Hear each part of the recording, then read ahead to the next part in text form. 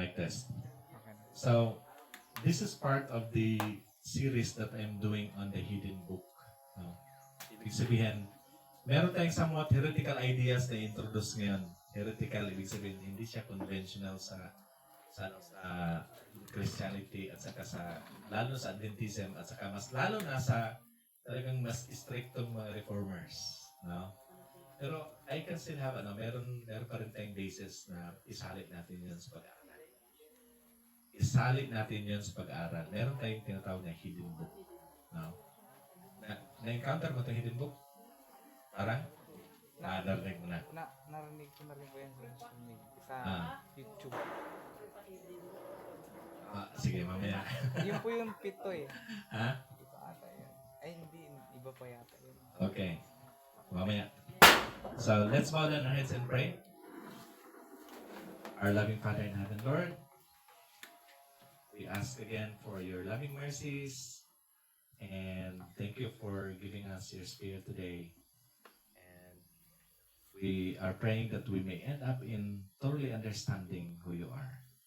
Especially in these last days, we want to be wise virgins and we want to understand prophecies so that we can understand also how are you going to act in these last days. And this we pray in the name of Jesus, our Lord and Savior. Amen. Okay. Our God is a consuming fire. Sabi ng Hebrews 12:29, our God is a consuming fire.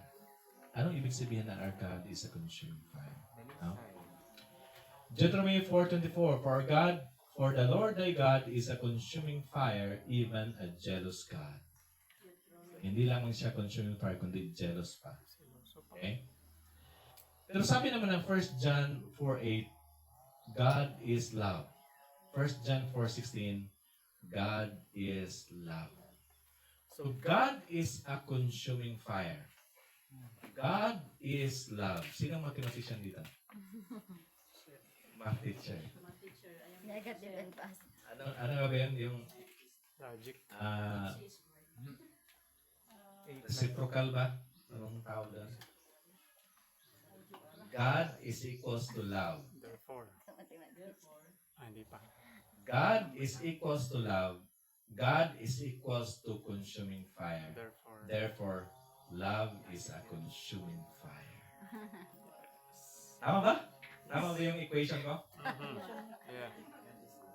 If God is love, and if God is consuming fire, therefore, love is a consuming fire. Oh. Okay? Tama daw, sabi ni sir. Okay? So, tama ba yun? Yung equation na yun? Sabi ng Songs of Solomon, set me as a zeal upon thine heart, and as a seal upon thine arm, for love is strong as death, jealousy is cruel as the grave, the coals thereof are the coals of fire. Tama pala. The coals of love are the coals of fire which hath the most vehement flame. So yung love na yun is like a flame, it's like fire, and it is a consuming fire. Now, Exodus 24:7, the sight of the glory of the Lord was like a devouring fire on top of the mount in the eyes of the children of Israel. What is glory? Character. The character of love is like a devouring fire. No? Ano ba yung glory ng Panginoon? What is His glory? Love and mercy. No? And that love and mercy is a devouring fire. No? And with that devouring fire and consuming fire, He shall destroy. Sabi ng Deuteronomy 9:3. Understand therefore this day that the Lord thy God, which is He which goeth over before thee, as a consuming fire, He shall destroy them, and shall bring them down before thy face. Now, so how is He going to destroy? By that consuming fire. If love is a consuming fire, and if that consuming fire can destroy, therefore, love destroys. Diba? Simple lang ang equation, no? Kaya nga sa Paano kayo love tapos destroy? No. So that means to say, God is love. God is love. Is God hate? God is not hate. Pero sa atin, hate destroys. Diba? But God is love. But for God, God is love. So God destroys because love destroys. Pero paano ba yun? How? Sabi kanina, God destroys no one. Psychological story. Huh? Psychological. Oh, yeah, love. Yung consuming fire, He shall destroy. That consuming fire can destroy. But that consuming fire is love.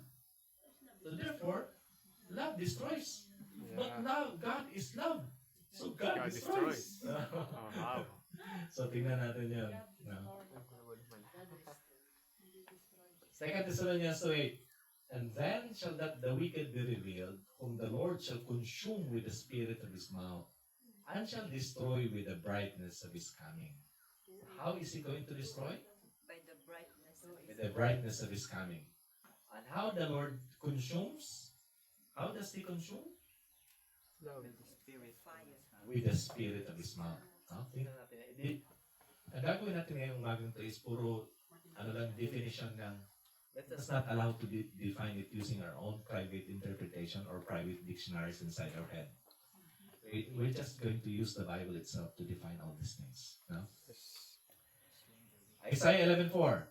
But with righteousness shall he judge the poor and reprove with equity for the meek of the earth. And he shall smite the earth with the rod of his mouth. And the breath of his lips shall he slay the wicked. Kanina, paano siya papatay? He will consume with the spirit of his mouth. No? Ngayon naman, he shall smite the earth with the rod of his mouth. And the breath of his lips shall he slay the wicked.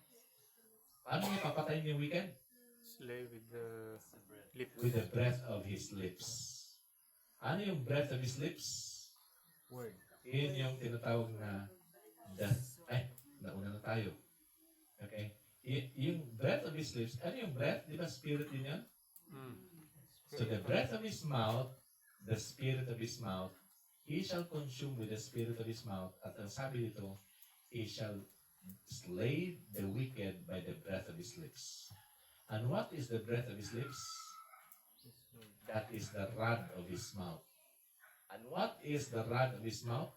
Sabi ng Revelation 2:16, repent or else I will come unto thee quickly and fight against them with the sword of my mouth. So the breath of his mouth, the rod of his mouth, the spirit of his mouth, the sword of his mouth, what is that? The word of God, the Bible.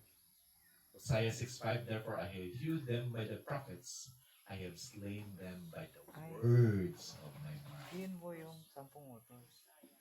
Ha? O mamaya. Actually, the whole word. Huwag ka muna mauna, okay? And the judgments as are the light that goeth forth. No? So, ang sabi ng 2 Thessalonians 1:8, in flaming fire, taking vengeance on them that know not God, that obey not the gospel of our Lord Jesus Christ, who shall be punished with everlasting destruction. Okay. Para hindi siya magalaw.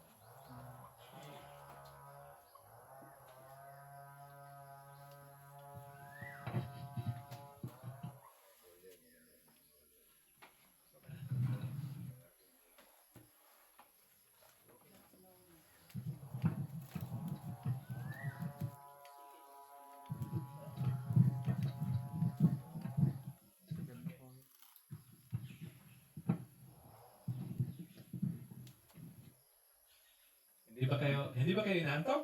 Hindi po. Nag-enjoy ba tayo? Yes. Marami ba tayong nalalaman? Yes. Yung bago? Okay. So, 2 Thessalonians 1:8, in flaming fire taking vengeance on them that know not God. How is he going to take vengeance? What Flaming is he fire. going to use? Flaming fire. Flaming fire. No? Who shall be punished with everlasting destruction? Ano yung punishment na ibibigay niya? Flaming fire. Everlasting destruction. Paano mangyayari yung everlasting destruction na yan? By flaming fire. from the presence of the Lord and from the glory of His power. Yun yung everlasting destruction na yan. What's the keyword? Presence. The everlasting destruction is from the presence of the Lord. Meaning away. Beyond, Yes. beyond the Because the presence of the Lord will always give life. Yes. Oh. The glory of His power will always give life. And the ever destruction occurs when you are from the presence of the Lord. When you are separated from Him. That's the everlasting destruction. When you are separated from the glory of His power. No? Ano ba itong flaming fire taking vengeance on them that know them?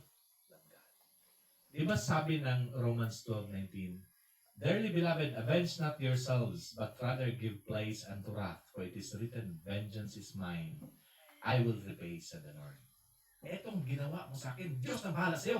Diba ganun yung Diyos iniisip na natin? magparusa sa'yo. No? How does the Lord makes vengeance? Sabi sa verse 20, Therefore, if thine enemy hunger, feed him. If he thirst, give him drink. For in so doing, thou shalt heap coals of fire on his head. That's his judgment in flaming fire. He takes judgment. The love of fire. So where does he put his vengeance? Head. On your head, on your mind. Thou shalt heap coals of fire on his head. Ano nga ba yung sabi natin kanina that the coals of fire has a vehement flame? Love. Love. How does he makes his vengeance? Love. Love. Love. Be not overcome of evil, but overcome evil with good. love. Love. Good. Naintindihan niyo? So, isa lang tayong pamamaraan ng Diyos sa kanyang vengeance. To repay evil with good. Yan yung vengeance ng Panginoon. So,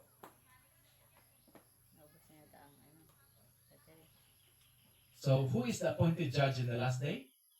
Sabi nga kanina, the word that I have spoken, the same shall judge him in the last day.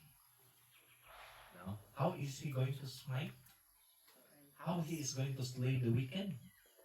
Words of his breath of his By the lips. breath of his lips, Spirit of by the mouth. sword of his lips, by the rod of his lips, by the spirit of his lips, by the breath of his lips, by the word of his mouth. That's how we are going to be destroyed. The word that I have spoken, the same shall judge him in the last day. Why? Sabi ng Isaiah 55:11, So shall my word be that goeth forth out of my mouth. It shall not return unto me void, but it shall accomplish that which I please, and it shall prosper in the thing whereto I sent it. Laging pinupunta yung Jesus. Fairness. So pag nagpapadala siya ng word, it will be fulfilled. Eh yung word na yan ano yan double-edged sword. That means to say, it can either save or destroy. Because if you accept it, you're going to be saved. If you reject it, you're going to be destroyed. No? So, ano mangyayari dun sa ano? Ano ba yung mga apoy yung mangyayari dun sa final judgment na yan? Okay? Sabi dito sa Revelation 27, And when the 1,000 years are expired, Satan shall be loosed from his prison. Shall go out to deceive the nations which are in the four quarters of the earth, Gog and Magog, to gather them together to battle, and the number of whom is as the sand of the sea. And they went up on the breadth of the earth, and it compassed the saints about, and the beloved city, and fire came down from God out of heaven, and devoured them. No?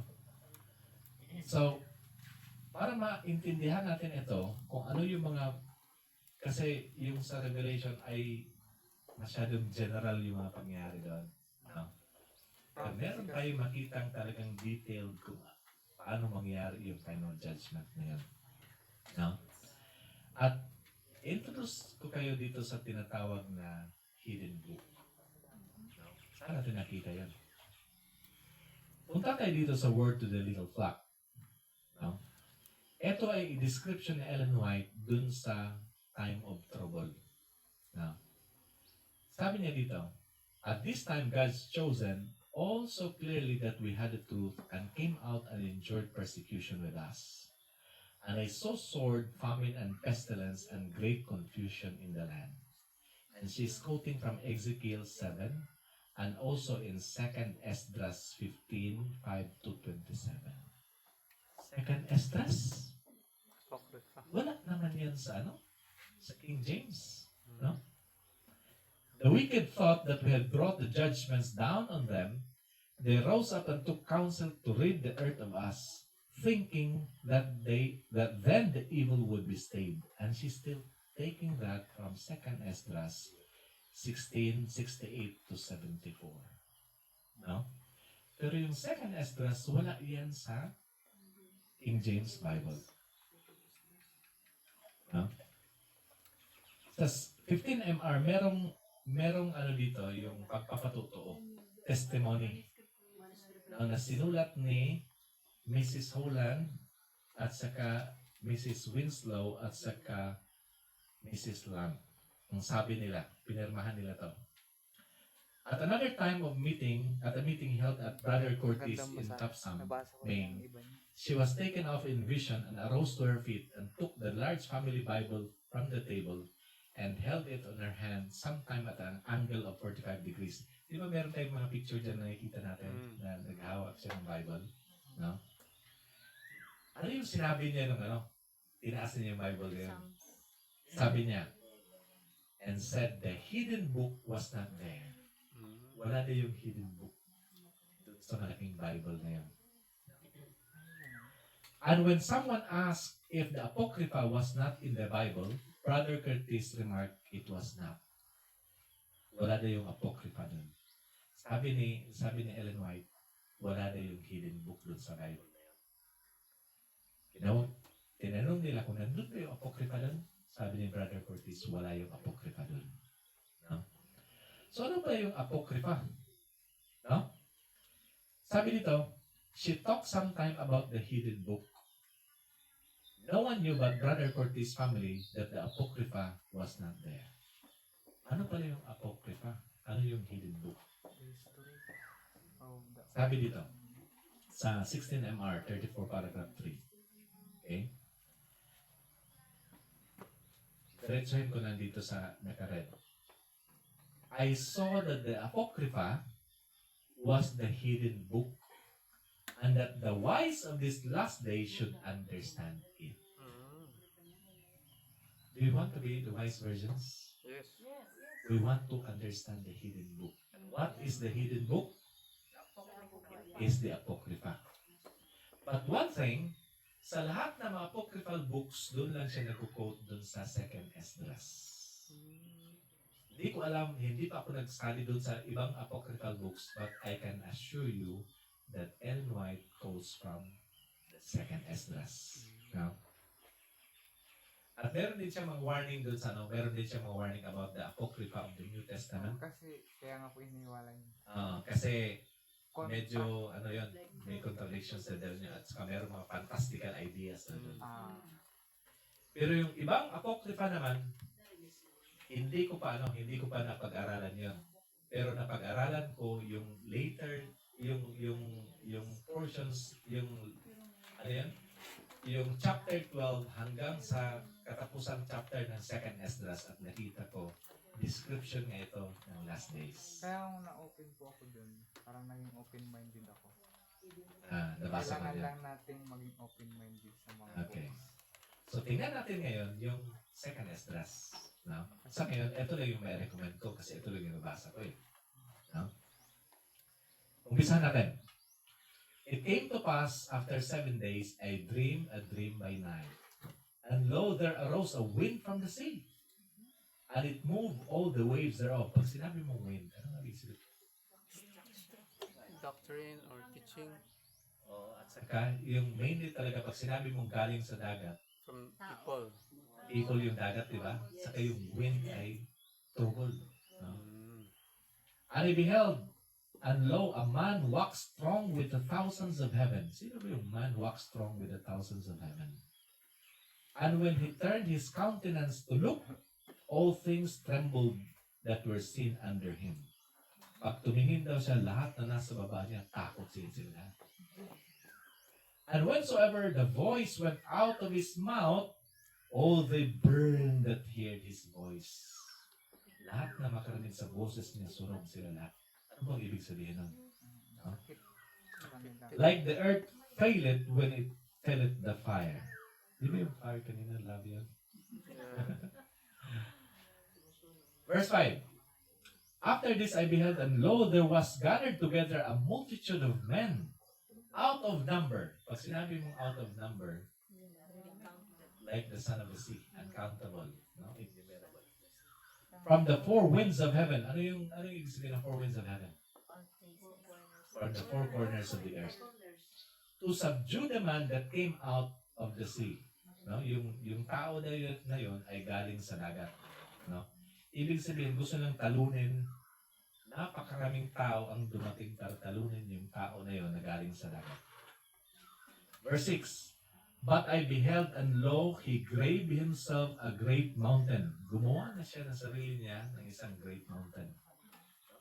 It reminds us something about Daniel. Kasi meron din siyang ginawang mountain doon using without hands. No? But I would have seen the region or place wherewith the hill was graven, and I could not. Sinubukan niyang tingnan kung saan ginawa yung mountain na yun, pero hindi niya makita. And after this I beheld, and lo, all they which were gathered together to subdue him were sore afraid, and yet durst fight. Takot sila yung mga dumating para makipag-away sa kanya. Takot sila pero gusto pa nila makipag-away. No? Verse 9. And lo, as he saw the violence of the multitude came, he neither lifted up his hand, nor held sword, nor any instrument of war. Makita niyo yung violence ng mga taong dumating. Wala siyang any instrument of war. He neither lifted up his hand. Ibig sabihin, is he going to use force in this fight? No. Verse 10. But only as I saw that he sent out of his mouth as it had been a blast of fire. Kanina, rod of his mouth. Kanina, breath of his lips. The spirit of his lips. The rod of his mouth. By his word. No? Dito naman, makita natin, he sent out of his mouth as it had been a blast of fire, and out of his lips a flaming breath, and out of his tongue he cast out sparks and tempest. Nag-aapoy yung bunganga niya. Grabe yung mga ginamit na word. No? Grabe ka rin drawing yan. Now, what is the meaning of the vision? Hindi tayo mag-interpret ko na yun. Puntahan pa natin, nandun pa rin sa Esdras yung interpretation na. This is the meaning of the vision. Ibig sabihin, pangitain yun. Ibig sabihin, symbolic lahat yung nakikita niya. Whereas thou sawest a man coming out from the midst of the sea, the same is he whom God the highest had kept a great season, by which his own self shall deliver his creature. That means to say, that man is a creator. And not only that he is a creator, ang sabi din dito, by which his own self he shall deliver his creature. Ibig sabihin, he is not only a creator, but he is also a savior. Sino ang tao yan? Wala namang iba. No? Jesus Christ, and he shall order them that are left behind. Hindi na natin ma-cover itong those are left behind. No? Ano ibig sabihin ng left behind? Ha? Naiwan. Meron tayong common na word na ginagamit ng left behind. Ano yung naiwan? Remnant. Remnant. No? He shall order them that are left behind. He is the commander of the remnant. 51. Then said I, O Lord, thou bearest rule, show me this. Wherefore have I seen the man coming up from the midst of the sea? Bakit nakita ko siya na galing siya from the midst of the sea? Anong ibig sabihin nun? And he said unto me, like as thou canst neither seek out nor know the things that are in the deep of the sea, Even so, no man upon the earth can see my son. Dito nakita natin sino yung taong yan. He is his, he is the Son of God. No man upon the earth can see my son or those that be with him, but in the daytime. Wala namang kilala sa kanya except in the daytime. Ano ba yung daytime na yun? Work while it is day, because the night is coming when no man can work. Diba? What is his day? You are not of the night, but of the day. Life. Diba, light? You're the children of light. No? So, ibig sabihin, yung tinatawag na but in the daytime, ibig sabihin, makikilala mo lang yung anak ng Diyos at saka yung kanya mga disciples, no? In the daytime. Ibig sabihin, bakit daw siya galing sa dagat? Ang ibig na sabihin dyan, na kagaya ng hindi mo alam yung nangyayari sa ilalim ng dagat, ay pareho lang din ang aking anak at saka yung mga Christians, totoong Christians, hindi mo siya malalaman kung hindi daytime. No? Ibig sabihin, if you are in the light, if you are the children of the day, if you are the children of light, then you are going to know my son. Yan ang ibig sabihin doon. No? So, pagpatuloy natin. And whereas thou sawest that out of his mouth came a blast of wind, fire, and storm, and that he neither held sword nor any instrument of war, but the rushing of him destroyed the whole multitude that came to subdue him. This is the interpretation. No? Nakita nila yung apoy na lumalabas sa bibig niya, na inaatake siya ng maraming tao, na yung pag-atake nila ay yun lang din yung nag-destroy sa kanila. Ano daw ibig sabihin doon? Sabi dito, Yun, kita. behold, the days come when the Most High will begin to deliver them that are upon the earth. Kailan mangyari ito? Di ba sabi ng Daniel, when Daniel stands up, he is going to deliver his people? No? When is Michael going to stand up? Ano ang panahon na yun? Yun yung time of trouble, yun yung close na yung probation. That when Daniel is going to stand up and deliver the people of God. And he shall come to the astonishment of them that dwell on the earth. Ibig sabihin yung pagbabalik ni Kristo, yung taong yon, ay, ano mangyari? He will come to the astonishment. Magugulat ang lahat sa pagbabalik. He will not be expecting him to come. At ang mangyari sa panahon na yon is, in verse 31, and one shall undertake to fight against another, one city against another, one place against another, one people against another, one realm against another. Ano ibig sabihin dyan? Mag-away-away lang sila. This is what you call a Third World War. Ngayon, nagigirian na yung kahit Pilipinas involved. No? And the time shall be when this thing shall come to pass, and the sign shall happen, which I showed you before. Then shall my son be declared, whom thou sawest as a man ascending. Yung ibig sabihin pala yung taong galing sa dagat, he is called ascending because he shall be declared. Declared as what? During this time, he will be declared as a king. Huh? And when all the people hear his voice, every man shall in their own land live the battle they have against another. Magkakagulo ang buong mundo, pero nang makita nila paparating ng Panginoon, they will unite. They will live the battle they have one against another. And as an innumerable multitude shall be gathered together, the whole world will be united to fight against the Son of Man. Parang isang lang. Siya na lang ang kaaway. As thou sawest them willing to come and to overcome him by fighting. Ibig sabihin ng panahon na yan, isa yung magiging kaaway nila. They will be fighting against the Son of God in the person of His saints. Yung kaaway nilang lahat dyan ay isang grupo na ng tao. They will leave their squabbles, their fighting, and they will unite against the people of God. Pero ano mangyari? Double yung application nito. Not that He shall stand on top of Mount Zion. Yung hill pala na yun ay Mount Zion. And his church here on earth during the time that is called the daughter of Zion. No? So, eto din ay reflected, he shall stand on top of Mount Zion, at eto din yung sinabi ng Revelation 20:11, and I saw a great throne and him that sat on it. On top of New Jerusalem or Mount Zion, he is going to sit, from whose face the earth and heaven fled away, and there was found no place for them. No? Verse 36, and Zion shall come and shall be showed to all men, being prepared and builded, like as thou sawest the hill graven without hands. Yung hill pala, which is graven without hands, the mountain which is graven without hands is Mount Zion. This is the people of God.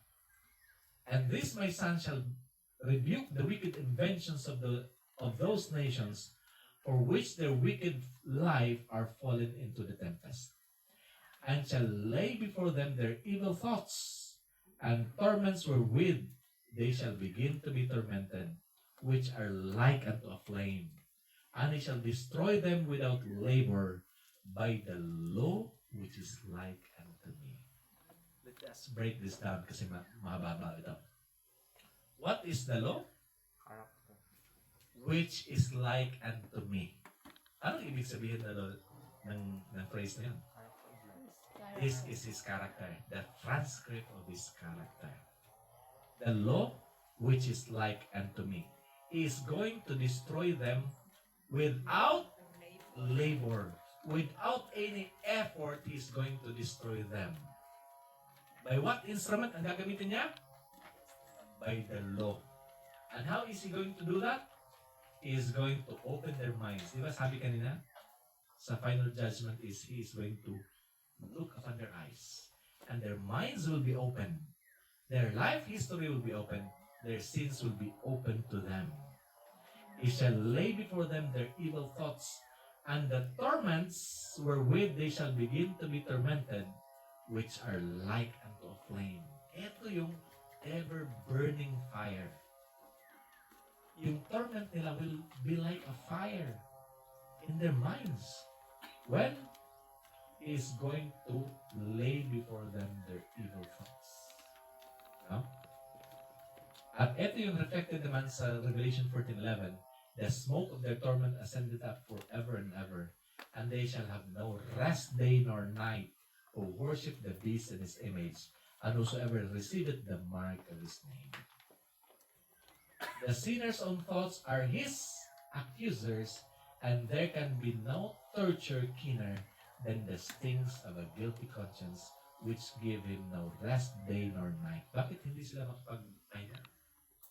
Guilt. No rest day nor night? Guilt. Because they will be tormented. They will be tortured by what? Their own guilt. By their own guilt. Conscience. Because the Guilty sinner's conscience. own thoughts are his accusers. Accusers. Ayun pala yun. Yung magiging accuser natin ay yung sarili natin. No? The sinners of Zion are afraid, fearfulness and surprise the hypocrites. Who among us shall dwell with the devouring fire? Who among us shall dwell with the everlasting burnings? Sino na makatayo? Sino na makakatira doon sa tinatawag na everlasting burnings at sa devouring fire na yan? Hindi pa naman literal. Yun bang sinners? No. Only the righteous. He that walketh righteously and speaketh uprightly. Only the righteous can exist in that devouring fire, in that consuming fire, which is the presence of God. The sinners cannot exist there. No? Ibig sabihin, in that devouring fire, in the presence of God, in the love of God, the sinners cannot exist in that kind of presence. They're going to be destroyed. No? They will be burned. Sabi dito, Mount of Blessings, God is the fountain of life, and we can have life only as we are in communion with Him. If we are connected to God, then we can have that life. Separated from God, existence may be ours for a little time, but we do not possess life. No? And if, sabi dito, it is possible that we may bury them in our hearts, our sins, and conceal them from human eyes. But how will you stand in God's presence? No? Pag meron tayong kasalanan sa puso natin, we cannot stand in His presence. Guilty No? ka. Could they endure the glory of the Lamb? Could they endure the glory of God and the Lamb? No, no. Years of probation were granted them that they might form characters to heaven, for heaven. But they have never trained the mind to love purity. They have never learned the language of heaven, and now it is too late. To sin wherever found, our God is a consuming fire. In all who submit to His power, the Spirit of God will consume sin, but if men cling to sin, they become identified with it. They become sin. Just like Jesus Christ, He became sin for us. No? He was such a Then the glory of God, which destroys sin, must destroy them. What is the glory of God? character. It's character of love. That character of love, it destroys sin. When we cling to sin, the love of God is going to destroy us. God is love. God is going to destroy us by His love. Because the glory of God, the love of God destroys sin. And if we become identified with sin, we are destroyed along with sin. Naintindihan niyo bang ibig kong sabihin? It is sin that God destroys. But if we cling to sin, we are destroyed along with sin. Because sin becomes us. It becomes our mind. No? Kasi yung tayo lang naman, yung tinatawag na tayo lang naman, hindi naman itong katawan na to. It is something that dwells in our brain, and that is our mind. Kahit nga masira niyo yung katawan mo, pwede ka pa rin lagyan, buuan pa rin ng hardware. Basta buhay pa yung... What is you is your mind. That's the soul. Who you are is your thoughts. Who you are is your character and your feelings. And that is your character. Your thoughts, your software. Kahit sira na yung katawan mo, kaya pa rin ng Diyos na i-save yung thoughts, yung character, yung katauhan. Somewhere in the universe, pwede niyang i-store yun. Somewhere sa puso niya, ilalagay ka niya doon. At sa pagbabalik niya, yung thoughts na yun, yung mind na yun, ay lalagyan niya ng katawan at babalik ka. No? Kagaya ba ng computer ba? Di ba yung dalawang parts ng computer, meron kang hardware at saka meron kang software. No? Pag kunin mo yung software na yun, kahit palitan mo pa yung hardware na yun, babalik pa rin yung operating system na yan. Ganun na din yung isip natin. No? Kaya nga hindi magbabago yung kamatayan natin sa ating karakter. Ngayon yung ating pagbabago ng ating karakter. No? Reset. Yung, yung sa restoration yun, reset yun. Marami tayong virus, tinatanggal ng Diyos yung virus na yun. Pinapalitan niya yung original na operating system niya.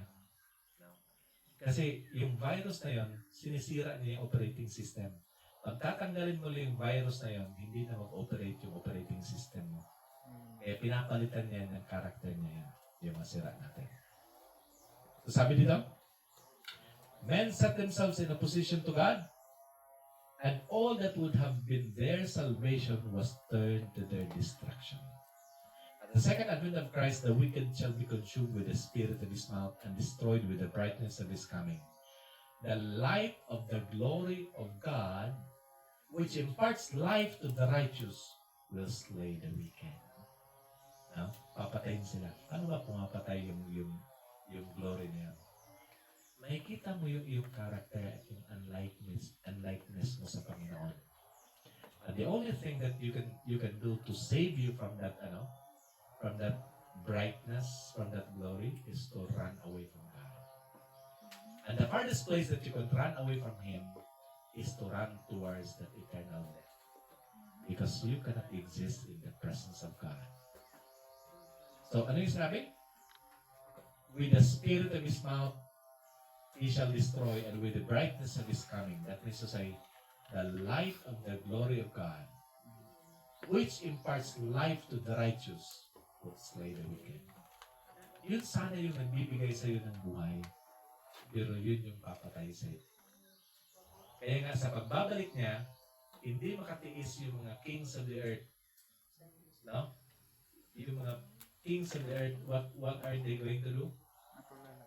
The kings of the earth, the freemen and bondmen will say to the mountains and the rocks, fall on us and hide us from the face of him. Ibig sabihin, they would rather choose death rather than to exist in his presence. Okay? If you cling to self, refusing to yield your will to God, you are choosing death. To sin, wherever found, God is a consuming fire. If you choose sin and refuse to separate from it, the presence of God which consumes sin must consume you. In all who submit to His power, the Spirit of God will consume sin. Kaya nga sabi ni Jacob after his night of wrestling with the angel, he exclaimed, I have seen God face to face and my life is preserved. As long as we cling to God, our lives will be preserved even though we are going to see His face, His glory. No? So last, sabi dito, in the great final day, when judgment shall fall upon the rejectors of God's grace, Christ, the rock of offense, will then appear to them as an avenging mountain. The glory of His countenance, which is to the righteous life, will be to the wicked a consuming fire. Because of love rejected, grace despised, the sinner will be destroyed. So that is our God as a consuming fire. I hope na-bless kayo sa ating discussion this morning. Balik na ako. Thank you. Grace. Dali, dali. Tingnan mo lang. B8602. 10:37. Yeah. Doon Doon naman sa pag-aaral natin ng hell, doon kayo mag-umpisa sa ano, hindi pa natin ma-take up siguro yung camp meeting na to, but doon kayo mag-umpisa sa death and hell were cast into the lake of fire. If hell is the lake of fire, can you cast hell into hell? No. Libingan kasi yung head. This is the second death. Pag ang impyerno pala ay yun yung lake of fire, pwede mo bang itapon yung impyerno doon sa lake of fire? If the lake of fire is hell. So, doon tayo mag-umpisa sa discussion. Okay. Good. Thank you po.